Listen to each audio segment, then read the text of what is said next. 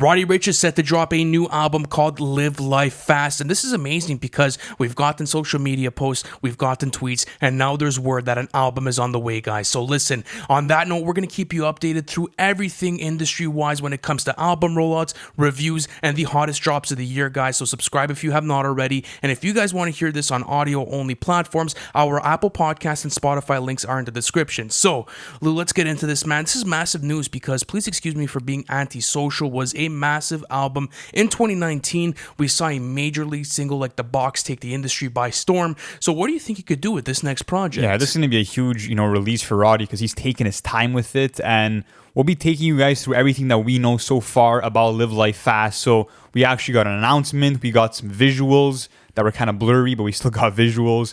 We also got some hints at collaborations and a bunch of other cool things. So to start things off, on September 14th, he actually posted an Instagram story where he actually had a visual of like the Spotify library page. Yeah. And he wrote RR Live Life Fast album. And of course, RR are his initials, Roddy Ricch. And then the name of the album is Live Life Fast. So that's pretty interesting. Not only that, but in that same visual, you see that the project is apparently 18 songs and has a runtime of 51 minutes. And that's kind of to be expected. It's a long track list, but please excuse me for being antisocial, is around 16 songs, I believe. So he's kind of staying in that same balance, I would say, of tracks for the album.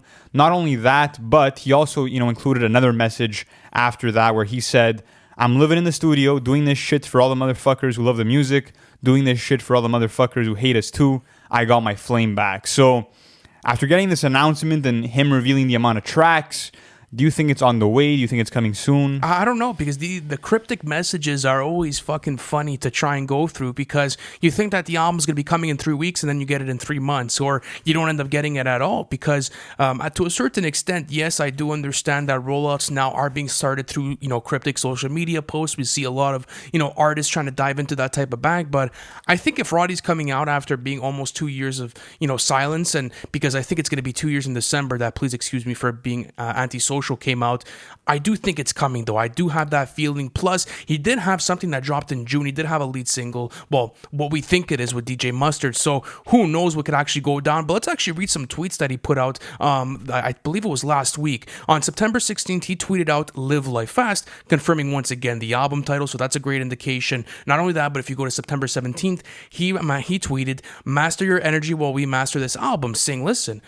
We're in the mixing and mastering process. Yes, I know, but how many times have artists said we're in the mixing and mastering phase and they don't end up dropping anything? But usually, like, the industry standard is, like, if you're saying that, your album's, like, going to be ready in, like, 2 weeks' time. So I think we could expect this soon. If you want my guess, I would say probably mid to late October. I think so? I think that makes the most sense. Okay. I think he's going to roll out a lead single beforehand, but it will be interesting to see if Late at Night, with Mustard, actually ends up being the lead single. How did you like that, by the way? I don't think it charted too high, but honestly, the first time we heard it, I think it was in the studio, and we weren't vibing with it too much, but it's grown on me, to be honest. It has grown on me. It's a great melodic performance of it from him, and that was one thing that I wanted to see from Roddy, and when I've talked about him on this podcast, is I want to see him get a bit more diverse with his, with his choices of his flows or the way he delivers things. But then again, I also want to see him, carry that sort of, Roddy Ricch weight that he has on a track on songs like that I've seen him do on, War Baby or, other songs. So it depends, though. Yeah. Like, how do you feel about this whole rollout so far? I feel pretty good. I mean, in terms of Late at Night, I liked it. I thought that the production from Mustard was very smooth. I liked the low-key bass. I liked the piano riff that was mixed in there. And it kind of had these West Coast, elements mixed in, too. Like he usually does, always. So that was awesome. And I love how, like, the first half of the song, he's kind of singing in this normal register. And then for the second half of the song, he higher his pitch. So the level of vibrato that he has, the way that he goes from one pitch to the next, always amazes me. And honestly, I think that what makes him stand apart from other artists, from his generation, is the fact that his voice is so commanding. Like, it's so raw and pure, and he doesn't need the beat to kind of carry him. His voice is strong enough to carry a song. Another thing I like about Roddy Ricch is the way that he commands his career, because a lot of people were hungry for music after his 2019 release. And the thing is that people are like, oh, he's probably going to drop this year, or is he going to drop a single? Is he going to drop an EP? No, he takes time with his music, because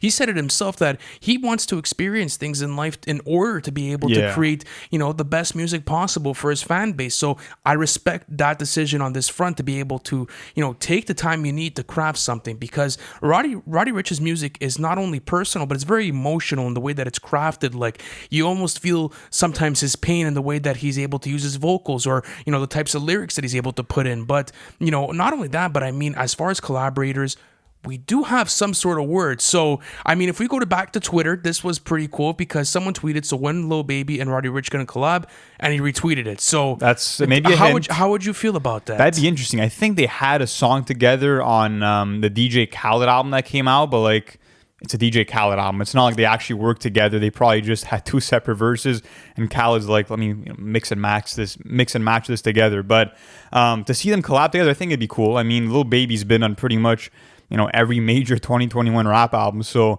it wouldn't be surprising to see, and I think that they would actually have good chemistry.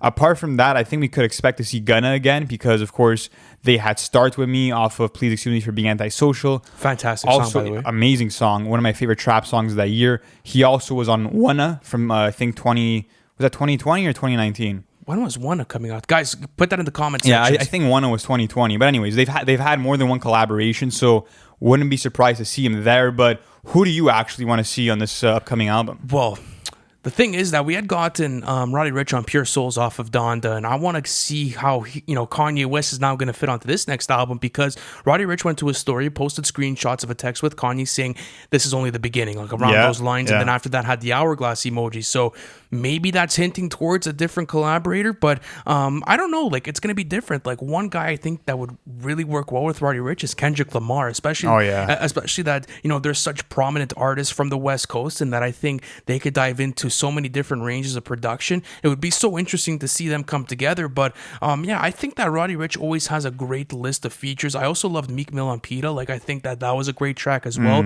So seeing him make a comeback on this album would be great. Isn't Meek Mill dropping October 1st? Yeah, Meek Mill is dropping very soon. We're going to be covering that, by the way, guys. That's going to be a good album. But yeah, what about producers? Who do you want to see on this album as far as production goes? I would definitely like to see Kanye West, of course. I think that would be awesome, because if they'll be collaborating to some degree, I prefer Kanye actually crafting some beats for Roddy instead of them having vocals together on a track. Imagine some beautiful soul samples for I for love Roddy. it, man. I love it. Not only that, but also getting a Tyler the Creator production could be pretty cool too. That would be super nice. I think a lot of artists should not, underutilize Tyler's craft. Not only that, but I'd like for, the more trap-oriented songs to have, let's say, someone like Mike Will Made It. I think that they could create some fucking bangers together. Apart from that, I mean, of course, you could expect Mustard. You could expect 30 Rock. You could expect Sonic, who's done a lot of Roddy's production. Jetson Maid's another one. But I do want, also producers, let's say, like a Murda Beats, who could implement, very diverse production and trap, implementing some flutes, implementing, a bunch of different elements that are, that stand apart from your usual trap beat. That's true. Murda Beats is an underrated producer. I always get excited whenever I hear his producer tag. But let's actually get into the expectations of this album. So between you and I know that you're probably the bigger Roddy fan than I am. So what did you start getting into Roddy? Like, what got you into Roddy's music? And did you really get that, let's say, with his 2019 release? Oh, 100%. I mean, I think I first got into him when I saw that video of him performing every season. It was him and like a ukulele, and it was him performing outside. And I'm like, this guy's raw vocal ability is like none other. It kind of has this gospel feeling that emulates out of his voice. And that really sold me. And then when I heard a song like Ballin' off of Mustard's album, then I was really fucking sold. And after hearing that, I'm like, okay, this guy's truly a special talent. And at this point, I just feel like it's only up from here. I mean, I think he knows that he can evolve in terms of what he's rapping about, the subject matter. I think that he could tap in and be more personal because he does have, a dark background. He was involved in a lot of shit when he was younger. So I feel like if he wants to bring those stories, or maybe... I think he does, though, to a certain extent. Yeah, he does to a certain extent, but I think he could be more developed. Not only that, but I feel like now that he's been working with some of the biggest artists in the world, he's experienced a lot fame-wise that he could speak on, and also maybe prophesize about what he wants for his future. So I want to see a lot of that. I want to see Roddy rapping over a lot of choir passages like he did on War Baby, for example. I just want to see him experiment, push the envelope, and of course, stick to those raw vocals, man, because I love the fact that he uses no reverb. It's only always his pure raw vocals. So I'm looking forward to that. What about you? I think the one place where he's going to really, shine on is always going to be the vocal performances, because whenever you go through a Roddy Ricch album, it's the one thing where you feel as if, it carries that whole album. Like, you're going in there to get these mesmerizing vocals. Another thing, as you said, was the content matter.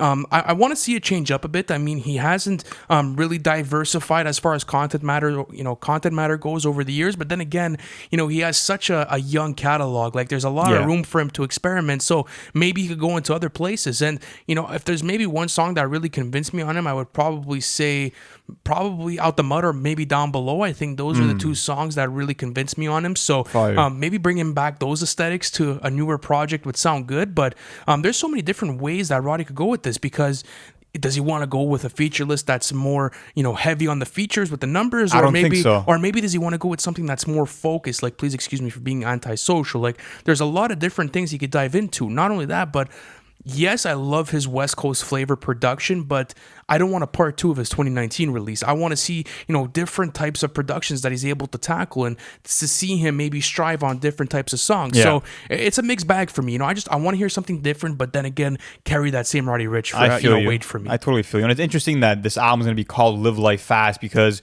we got so many other album titles floating around. We had Feed the Streets 3, we had Libra, we had Love Is Barely Real Anymore, and all of a sudden he comes with Live Life Fast.